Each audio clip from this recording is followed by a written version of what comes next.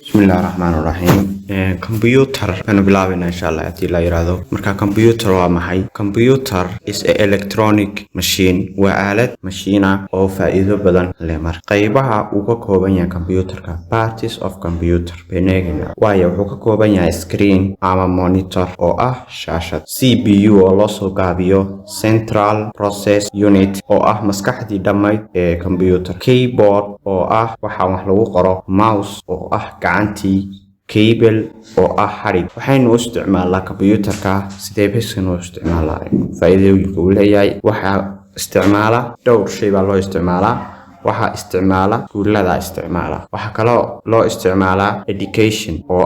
waxbarashadii baa loo isticmaalaa waxa isticmaala isbitaalada isticmaala waxa kale oo isticmaala industries warshadihii baa isticmaala waxa kale oo isticmaala banking oo bangiyadii